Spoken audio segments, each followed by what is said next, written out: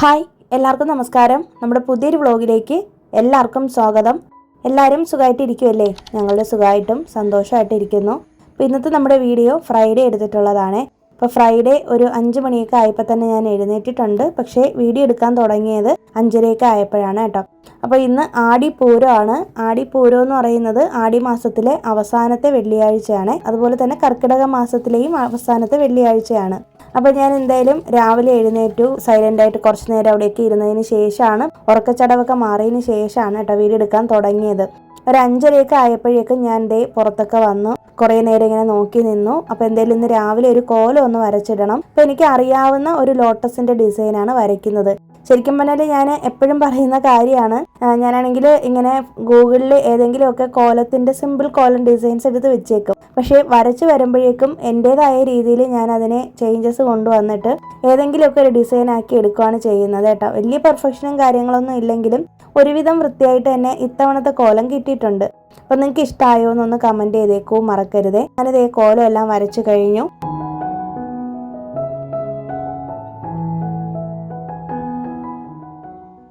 ഇനി അടുത്ത് കുളിയൊക്കെ കഴിഞ്ഞതിന് ശേഷം വന്നിട്ട് ഞാൻ എന്തായാലും വിളക്ക് വെക്കാമെന്ന് കരുതിയപ്പോൾ ഇന്ന് മഹാലക്ഷ്മിക്ക് സ്പെഷ്യലായിട്ടുള്ളൊരു ദിവസമാണ് ആടിപ്പൂരം. ഇന്ന് അമ്മൻ ക്ഷേത്രത്തിലൊക്കെ ഭയങ്കര വിശേഷമാണ് ഇവിടെ നമ്മുടെ തമിഴ്നാട്ടിൽ.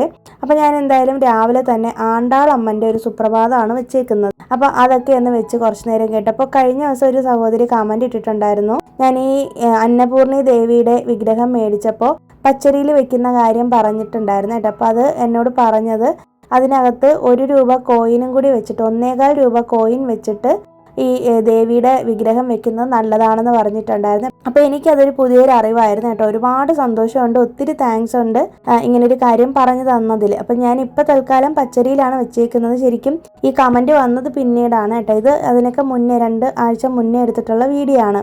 അപ്പോൾ അത് എന്തായാലും രാവിലെ തന്നെ കുളിയൊക്കെ കഴിഞ്ഞ് വന്നിട്ട് വിളക്കൊക്കെ ഞാൻ തലേന്ന് തന്നെ കഴുകി ക്ലീൻ ചെയ്ത് വെച്ചിട്ടുണ്ടായിരുന്നു. പൂക്കളൊക്കെ ഞാൻ ഇപ്പോൾ റീസെൻ്റായിട്ട് സെപ്റ്റോയിൽ നിന്നാണ് ഓർഡർ ചെയ്യുന്നത്. ചില സമയത്ത് മാർക്കറ്റിൽ പോകുമ്പോൾ എടുക്കാറുമുണ്ട്.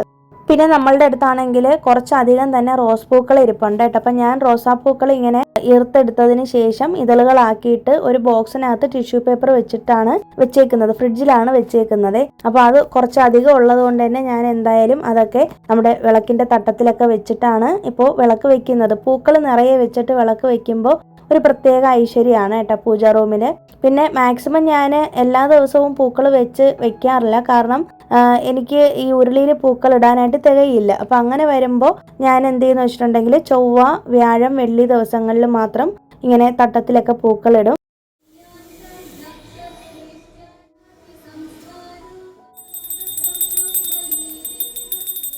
പൂവ് അധികമുള്ള ദിവസങ്ങളിലാണെങ്കിൽ നമ്മുടെ പൂജാ റൂമിൽ എല്ലാ ഫോട്ടോയിലും മിക്കവാറും എല്ലാ ദിവസങ്ങളിലും പൂക്കളൊക്കെ വെക്കാറുണ്ട്. പിന്നെ ഇന്ന് നെയ്വിളക്ക് വെച്ചിട്ടുണ്ട്. പിന്നെ അതുപോലെ തന്നെ അഷ്ടലക്ഷ്മി വിളക്കും വെച്ചിട്ടുണ്ട്. നെയ്വിളക്ക് വെക്കുന്ന സമയത്ത് നെയ്യ് ഒഴിച്ചിട്ട് 2 തിരി ഇട്ടിട്ടാണ് വെക്കുന്നത്. സെയിം അതുപോലെ തന്നെയാണ് അഷ്ടലക്ഷ്മി വിളക്കും വെക്കുന്നത്. പിന്നെ നമ്മുടെ നിലവിളക്ക് ഉണ്ടല്ലോ, 5 തിരിയിട്ട നിലവിളക്കാണ് ഞാൻ എപ്പോഴും യൂസ് ചെയ്യുന്നത്. അതിലും ഞാൻ നെയ്യും എണ്ണയും കൂടി മിക്സ് ചെയ്ത് ഒഴിച്ചിട്ടാണ് കേട്ടോ വെക്കുന്നത്. അപ്പോൾ എന്തായാലും രാവിലെ തന്നെ വിളക്കൊക്കെ വെച്ച് കഴിഞ്ഞിട്ടുണ്ട്. ഒരു 6-7 മണിക്കുള്ളിൽ ഞാൻ എപ്പോഴും വിളക്ക് വെക്കാറുണ്ട്. പിന്നെ രാവിലെ ഞാൻ 5 മണിക്ക് എഴുന്നേറ്റാണ്. ശരിക്കും പറഞ്ഞാൽ ഓരോ കാര്യങ്ങൾ ഇങ്ങനെ സ്ലോ ആയിട്ട് ചെയ്ത് സമയം പോയതേ അറിഞ്ഞില്ല കേട്ടോ. ഇപ്പം തന്നെ മണി 6:45 6:30 ആയപ്പോൾ വിളക്കൊക്കെ വെച്ച് കഴിഞ്ഞിട്ട് കിച്ചണിലേക്ക് വന്നു. പതിവ് പോലെ തന്നെ കിച്ചണിലെ ജനലൊക്കെ ഒന്ന് തുറന്നിട്ടു. ഇതിനിടയിൽ തന്നെ ഞാൻ ഒരു 5:30-5:45 ആയ സമയത്ത് കുറച്ച് ബാസ്മതി റൈസ്, 1 ഗ്ലാസ് റൈസാണ് വെള്ളത്തിലിട്ടിട്ടുണ്ടായിരുന്നത്. ഇന്ന് ഞാൻ ബിരിയാണിയുടെ അതേ ടേസ്റ്റിലുള്ളൊരു ടൊമാറ്റോ റൈസാണ് ചെയ്യാൻ പോകുന്നത്. അപ്പം ഞാനിങ്ങനെ ബാസ്മതി റൈസ് വെച്ചിട്ട് ടൊമാറ്റോ റൈസ് ചെയ്യുന്ന ദിവസങ്ങളിൽ ബിരിയാണിയുടെ അതേപോലെയാണ് ചെയ്യുന്നത് കേട്ടോ. ആമിക്ക് ഭയങ്കര ഇഷ്ടമാണ് അങ്ങനെ ചെയ്ത് കൊടുക്കുന്നത്. പിന്നെ ഈസിയുമാണ്, പെട്ടെന്ന് നമ്മുടെ പരിപാടികളെല്ലാം കഴിയും, ഒരുപാട് ടൈമൊന്നും എടുക്കില്ല. അപ്പം ഞാൻ അതിന് വേണ്ടിയിട്ട് സവോളയും മല്ലിയിലയും തക്കാളിയും എല്ലാം എടുത്ത് ക്ലീൻ ചെയ്ത് വെച്ചിട്ടുണ്ട്. ഒരു 4-5 തക്കാളി എടുത്തിട്ടുണ്ട്. ചെറിയ മീഡിയം സൈസ് തക്കാളിയാണ്. 1 ഗ്ലാസ് ബസ്മതി റൈസിനാണ് എടുത്തേക്കുന്നത്. ബസ്മതി റൈസ് ഞാൻ ഇത്തവണ എടുത്തേക്കുന്നത് കോഹിന്നൂർ റൈസ് ആണ് കേട്ടോ. എനിക്കത് ഭയങ്കര ടേസ്റ്റ് ആയിട്ടൊന്നും തോന്നിയില്ല. പോത്തീസിൽ നിന്ന് നമ്മൾ അന്ന് പർച്ചേസ് ചെയ്ത സമയത്ത് ഓഫറിന് കണ്ടപ്പോൾ എടുത്തതാണ്. പക്ഷേ ഞാൻ എപ്പോഴും ഇന്ത്യ ഗേറ്റ് യൂസ് ചെയ്ത് അതിൻ്റെ ആ ഒരു ടേസ്റ്റും മണം ഒന്നും കിട്ടാത്തത് കൊണ്ട് ഒട്ടും സാറ്റിസ്ഫൈഡ് അല്ല. അപ്പം നിങ്ങൾ ഈ റൈസ് യൂസ് ചെയ്യുന്നവരാണോ, ഇഷ്ടമാണോ എന്നൊക്കെ ഒന്ന് കമൻറ്റ് ചെയ്തേക്കാം കേട്ടോ. പിന്നെ എനിക്ക് നിങ്ങളുടെ ഒരു റിക്വസ്റ്റ് ഉണ്ട്. നിങ്ങൾ വീഡിയോസ് കാണുന്നവർ എന്തെങ്കിലും ഒരു കാര്യം കമൻറ്റ് ഇട്ടിട്ട് പോയാൽ ഒരുപാട് സന്തോഷമായിരിക്കും. ഞാനിങ്ങനെ വീഡിയോയിൽ ഓരോ കാര്യങ്ങൾ നിങ്ങൾക്ക് കമൻറ്റ് ഇടാൻ വേണ്ടിയിട്ട് ഓരോ കാര്യങ്ങൾ ചോദിക്കുമ്പോൾ പലരും അതിന് കമൻറ്റ് അറിയിക്കാറില്ല കേട്ടോ. ചിലപ്പോൾ നിങ്ങളുടെ തിരക്കിനിടയിൽ മറന്നു പോകുന്നതായിരിക്കാം. കഴിഞ്ഞ ദിവസം ഒരു ചേച്ചി കമൻറ്റ് ഇട്ടിട്ടുണ്ടായിരുന്നു, വീഡിയോ ഫുള്ള് കാണുന്നതിന് മുന്നേ തന്നെ കമൻറ്റ് ഇട്ടത് ചിലപ്പോൾ കമൻറ്റ് ഇടാൻ വിട്ടുപോയാലോ എന്ന് ഓർത്തിട്ടാണെന്ന്. അപ്പോൾ ഒരുപാട് സന്തോഷം തോന്നി. ബെറ്റി ജോൺ എന്ന് പറഞ്ഞിട്ടൊരു ചേച്ചിയാണ് കമൻറ്റ് ഇട്ടത്. അപ്പോൾ എന്തായാലും ഒരുപാട് സന്തോഷമുണ്ട് കേട്ടോ. അപ്പോൾ നിങ്ങളുടെ കമൻസ് ആണ് നമുക്ക് വീണ്ടും വീഡിയോസ് ചെയ്യാനൊരു മോട്ടിവേഷൻ തരുന്നത്. അപ്പോൾ അതേ ഞാൻ സംസാരിക്കുന്നിടയിൽ തന്നെ ടൊമാറ്റോ റൈസ് ചെയ്യാനുള്ള ടൊമാറ്റോ എല്ലാം ഒന്ന് അരച്ചെടുത്തിട്ടുണ്ട്. ഞാൻ എപ്പോഴും ടൊമാറ്റോ ഇങ്ങനെ അരച്ചെടുത്തിട്ടാണ് ടൊമാറ്റോ റൈസ് ആമിക്ക് ഉണ്ടാക്കി കൊടുക്കുകയുള്ളൂ. കാരണം അല്ലാതെ നമ്മൾ പച്ചയായിട്ട് ഇടുമ്പോഴത്തേക്കും അതിൻ്റെ സ്കിന്നൊക്കെ ഇങ്ങനെ പൊളിഞ്ഞ് ഇളകി വന്നിട്ട് അത് കുട്ടികൾക്ക് കഴിക്കാൻ തീരെ ഇഷ്ടം കാണില്ല. എല്ലാ കുട്ടികളും അല്ല, ആമിക്ക് ഇഷ്ടമില്ല കേട്ടോ. അതുകൊണ്ട് ഞാൻ എപ്പോഴും അരച്ചിട്ടാണ് തക്കാളി ചേർക്കുന്നത്. ഇപ്പോൾ കുക്കറിലാണ് നമ്മൾ വെക്കാൻ പോകുന്നത്. കുക്കർ ചൂടാക്കി അതിലേക്ക് റൈസ് ബ്രാൻ ഓയിൽ ഒഴിച്ചു കൊടുത്തിട്ട് 1 ടീസ്പൂണോളം പെരിഞ്ചീരകം ഇട്ട് കൊടുത്ത് മൂപ്പിച്ചു. അതിനുശേഷം ഒരു മീഡിയം സൈസ് സവോളയുടെ പകുതി പോർഷൻ എടുത്താൽ മതി.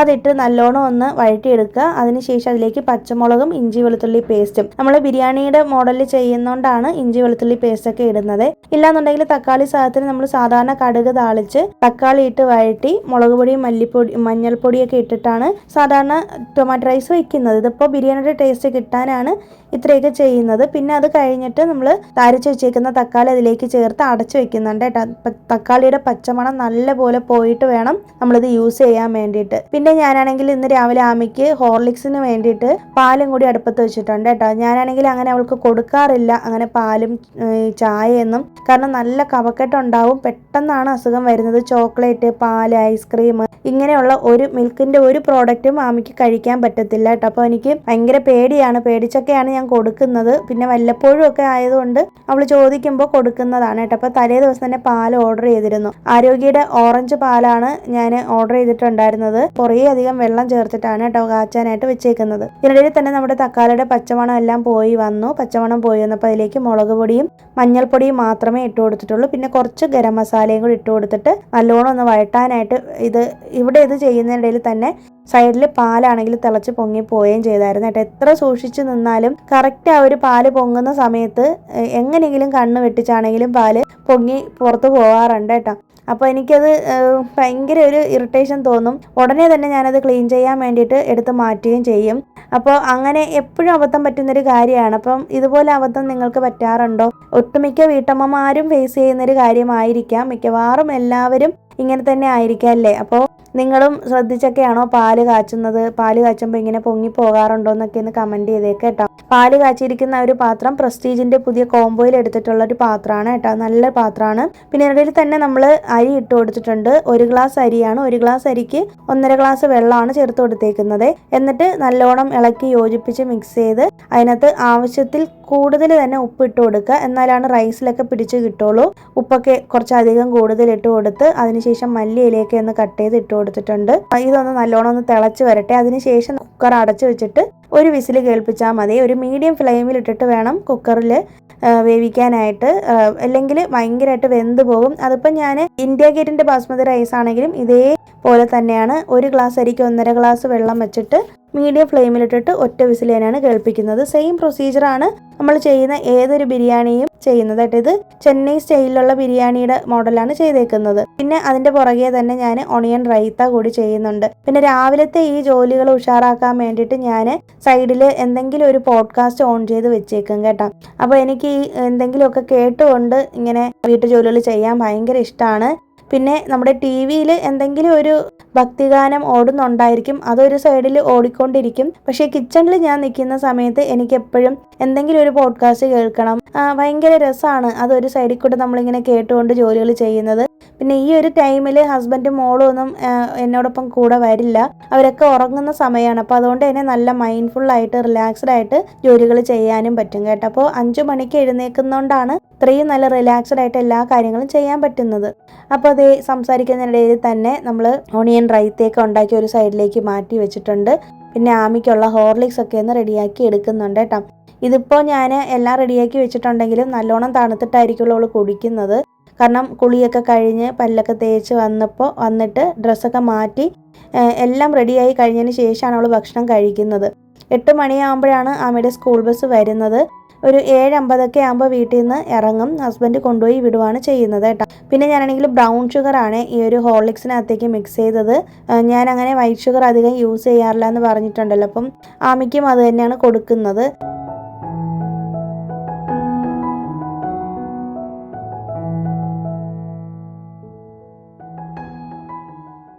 പിന്നെ എപ്പോൾ ഞാൻ ഈ കൗണ്ടർ ടോപ്പിൽ എന്തെങ്കിലും സാധനങ്ങൾ ഇങ്ങനെ തെറിച്ച് വീണ് കഴിഞ്ഞാലും ഉടനെ തന്നെ കൈയോടെ തന്നെ അത് ക്ലീൻ ചെയ്ത് വെക്കാറുണ്ട്.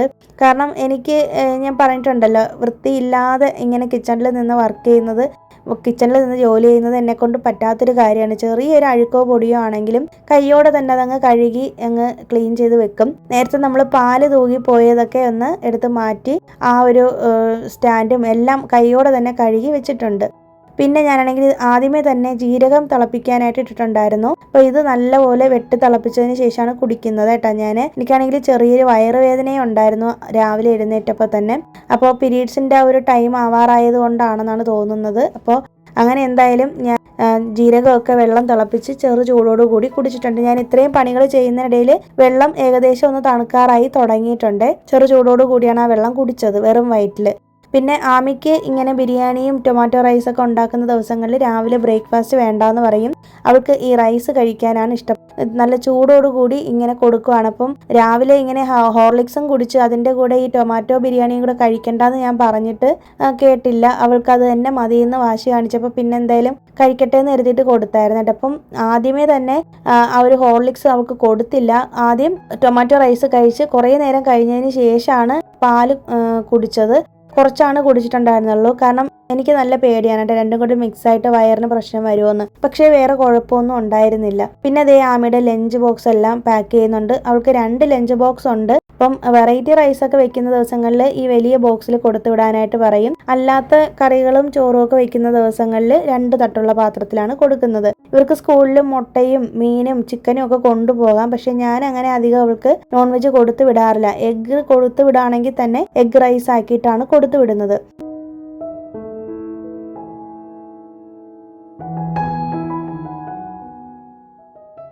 ഞാനാണെങ്കിൽ രാവിലെ എഴുന്നേറ്റാൽ ആദ്യം ചെയ്യുന്നത് നമ്മുടെ മീൻ കുഞ്ഞുങ്ങൾക്ക് ഫുഡ് കൊടുക്കുകയാണ് ചെയ്യുന്നത്. പക്ഷെ ഇന്നത്തെ ദിവസം എന്താണെന്ന് അറിയത്തില്ല, ഒരു ബോധവും ഇല്ലാതെ ഞാൻ നടന്നിട്ട് ഞാൻ ഇവരുടെ കാര്യം മറന്നു പോയായിരുന്നു കേട്ടോ. അപ്പോൾ ആമി എല്ലാം റെഡിയായി നിന്നതിന് ശേഷമാണ് എന്നോട് ചോദിക്കുന്നത് മീൻ കുഞ്ഞുങ്ങൾക്ക് ഫുഡ് കൊടുത്തോന്ന്. അപ്പോഴാണ് ഞാൻ ഓർക്കുന്നത് കേട്ടോ. അപ്പോൾ ഏകദേശം ഒരു 7:45 ഓടിപ്പോയിട്ട് അവർക്ക് ഭക്ഷണമൊക്കെ കൊടുത്തിട്ട് പിന്നെ ആമിയെ സ്കൂളിൽ വിട്ടു. പിന്നെ ഇതിൽ തന്നെ വിളക്കൊക്കെ ഞാൻ എപ്പോഴും പൂ കൊണ്ടാണ് കെടുത്തി വെക്കുന്നത്. അപ്പോൾ അതെല്ലാം കഴിഞ്ഞിട്ട് ഞാൻ റെഡിയായി നിൽക്കുന്നത് ക്ഷേത്രത്തിൽ പോകാനാണ്. അപ്പോൾ രാവിലെ ഹസ്ബൻഡിന് ജോലിക്ക് കയറുന്നതിന് മുന്നേ തന്നെ ഒന്ന് ക്ഷേത്രത്തിൽ പോയിട്ട് വരാമെന്ന് പറഞ്ഞിട്ട് പെട്ടെന്ന് പോയതാണ് കേട്ടോ. ഇന്ന് ആടിപ്പൂരം ആയതുകൊണ്ട് തന്നെ ഇന്നത്തെ ദിവസത്തിൻ്റെ ഒരു പ്രത്യേകത എന്ന് പറയുന്നത് പാർവതി ദേവിയുടെ സീമന്തം നടന്ന ദിവസമാണെന്നൊക്കെയാണ് പറയപ്പെടുന്നത്. അതുകൊണ്ട് തന്നെ വളകൾ ഇങ്ങനെ ദേവിക്ക് വേണ്ടിയിട്ട് സമർപ്പിക്കാറുണ്ട് കേട്ടോ. എല്ലാവരും കുപ്പിവളകളാണ് മേടിച്ച് കൊടുത്തത് ദേവിക്ക്. ഞങ്ങൾ പൂവും പിന്നെ ഗണപതിക്ക് ഒരു അരികമ്പുല്ലും അങ്ങനെയൊക്കെയാണ് മേടിച്ചു കൊടുത്തത്. അരികമ്പുല്ലെന്ന് പറയുന്നത് കറുകപ്പുല്ലിനെയാണ് പറയുന്നത്. ക്ഷേത്രത്തിൽ പോയിട്ട് വന്നപ്പോഴേക്കും ഞങ്ങൾക്ക് പ്രസാദമൊക്കെ കിട്ടിയിട്ടുണ്ട്.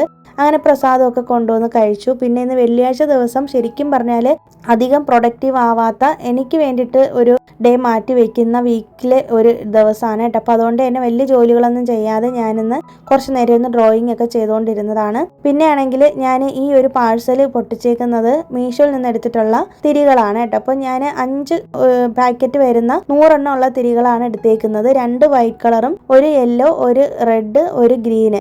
അപ്പം ഞാൻ ഈ കളറിലുള്ള തിരികൾ വെക്കാറുണ്ട്. അതിൽ പച്ച കളറ് മുരുകനും മഞ്ഞ കളറ് ശ്രീകൃഷ്ണന് വ്യാഴാഴ്ച ദിവസങ്ങളിലും റെഡ് കളറ് ദേവിക്ക് വേണ്ടിയിട്ട് മഹാലക്ഷ്മി ദേവിക്ക് വേണ്ടിയിട്ടാണ് വെക്കുന്നത്. അതിൽ പച്ചക്കളർ മുരുകന് വെക്കുന്നത് ചൊവ്വാഴ്ചകളിലാണ്. അല്ലാത്ത ദിവസങ്ങളിൽ വൈറ്റ് കളർ തിരിയാണ് ഇടുന്നത് കേട്ടോ. അപ്പം ഞാനിങ്ങനെ മേടിച്ച് വെക്കാറുണ്ട്. അപ്പോൾ അങ്ങനെ വെച്ചതാണ്. വൈകുന്നേരം ആയപ്പോഴേക്കും ഞാൻ എന്തേലും റെഡ് തിരിയിട്ടെന്ന് വെള്ളിയാഴ്ച ആയതുകൊണ്ട് തന്നെ റെഡ് തിരിയിട്ട് വിളക്ക് വെച്ചു. പിന്നെ ഉപ്പുദീപം വെച്ചിട്ടുണ്ട്. പിന്നെ അഷ്ടലക്ഷ്മി വിളക്കും വെച്ചിട്ടുണ്ട്. വിളക്ക് തിരിയുടെ ലിങ്ക് ഞാൻ അഫിലിയേറ്റ് ലിങ്കായിട്ട് നമ്മുടെ ഡിസ്ക്രിപ്ഷൻ ബോക്സിൽ കൊടുത്തേക്കാം കേട്ടോ. നിങ്ങൾ ചെക്ക് ചെയ്ത് നോക്കിയിട്ട് മേടിച്ചോളൂ. നല്ല പ്രോഡക്റ്റാണ്. ഞാനിവിടെ ഷോപ്പിൽ നിന്ന് മേടിക്കുന്ന സെയിം അതുപോലത്തെ തിരികൾ തന്നെയാണ്. നല്ല കോട്ടൺ തിരികളാണ് കേട്ടോ.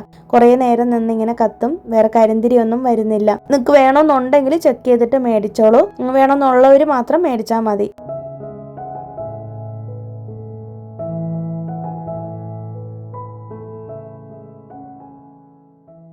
പിന്നെ വൈകുന്നേരം ആയപ്പോഴേക്കും നല്ല മഴ. ഒരു 5:30-6 മണിയൊക്കെ ആയപ്പോഴേക്കാണ് എനിക്ക് പെട്ടെന്ന് ഇങ്ങനെ മൂഡ് സ്വിങ്സ് വന്നപ്പോൾ ഞാൻ ഓർത്തു എന്തായാലും ഒന്ന് ഡ്രോയിങ് ചെയ്ത് കളയാമെന്ന്. അങ്ങനെ ഇപ്പോൾ ഞാൻ പറഞ്ഞില്ല, എനിക്ക് റീസെൻ്റ് ആയിട്ടൊരു അഡിക്ഷൻ വന്നിരിക്കുന്നത് ഈ സെൻഡാങ്കിൾ ആർട്സും ഇങ്ങനെ മണ്ഡല ആർട്ടും ഇതൊക്കെ ചെയ്യുന്നതിന് വേണ്ടിയിട്ടാണ്. അപ്പോൾ ഞാൻ മണ്ഡല ആർട്ട് വീട്ടിൽ തന്നെ ചെയ്യാൻ നോക്കിയപ്പോൾ നടക്കുന്നില്ല. നല്ല ക്ഷമ വേണം. അപ്പോൾ എന്തായാലും അതിൻ്റെ ബുക്ക് നമുക്ക് മേടിക്കാനായിട്ട് കിട്ടും. അപ്പോൾ ഞാനത് മേടിച്ചിട്ടുണ്ട്. അതും കൂടി കാണിച്ചു തരാമേ.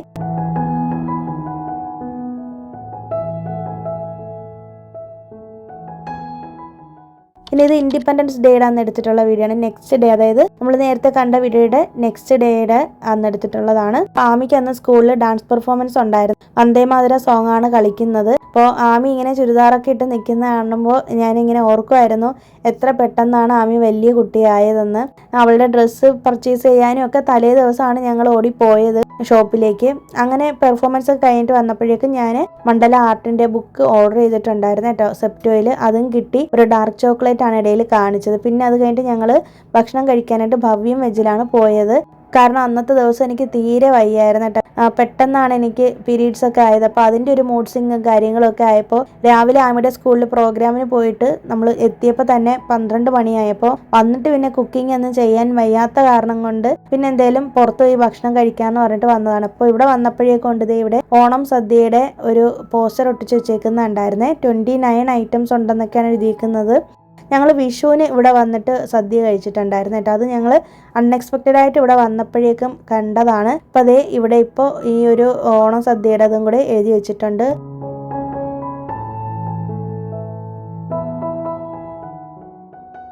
പിന്നെ ഞാൻ ഈ മണ്ഡല ആർട്ടിൻ്റെ ഈ ഒരു ബുക്കാണ് കേട്ടോ ഓർഡർ ചെയ്തിട്ടുണ്ടായിരുന്നത്. അപ്പോൾ ഇതിനകത്ത് തന്നെ എഴുതിയിട്ടുണ്ട് നമുക്ക് ക്രിയേറ്റിവിറ്റി കൂട്ടാനും അതുപോലെ തന്നെ നമുക്ക് റിലാക്സ് ആവാനും കാംനെസ് കിട്ടാനും ഒക്കെ ഈ ഒരു ആർട്ട് നമ്മളെ ഹെൽപ്പ് ചെയ്യുമെന്ന്.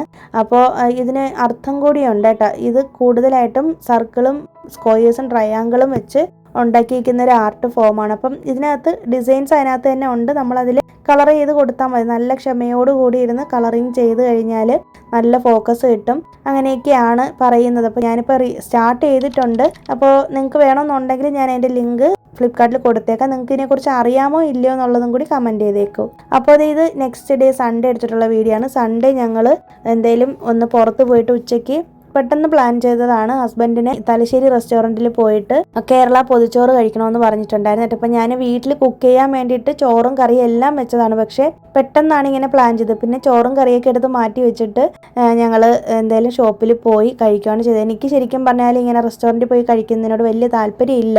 പക്ഷേ പൊതിച്ചോറെന്ന് കേട്ടപ്പോൾ ഞാനും ചാടി ഇറങ്ങിയതാണ്. അപ്പോൾ ഇവിടെ ഒന്ന് കുറച്ച് നേരമൊക്കെ വെയിറ്റ് ചെയ്തിട്ടൊക്കെയാണ് കേട്ടോ നമുക്ക് ഭക്ഷണം കിട്ടിയത്. അപ്പോൾ പറയാതിരിക്കാൻ പറ്റില്ല, നല്ല ഭക്ഷണമായിരുന്നു. പിന്നെ ആദ്യമേ തന്നെ അവർ ബൗളിൽ കുറച്ച് കറികളും കാര്യങ്ങളൊക്കെ കൊണ്ടുവച്ചിട്ടുണ്ട്.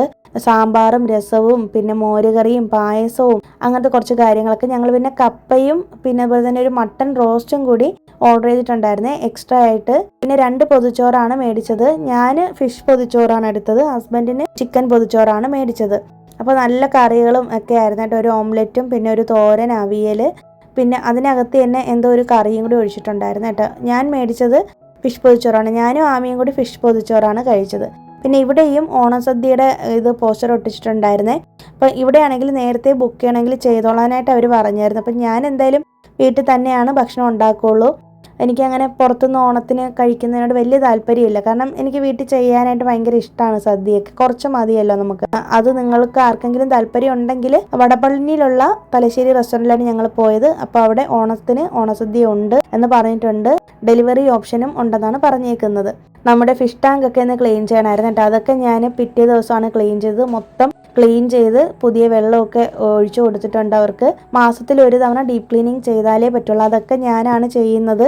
അപ്പോൾ ഫിഷ് ടാങ്ക് മേടിച്ച് തന്നപ്പോഴേ ഹസ്ബൻഡ് എന്നോട് പറഞ്ഞിരുന്നു ഞാൻ തന്നെ ഇതൊക്കെ നോക്കിക്കോണമെന്ന്.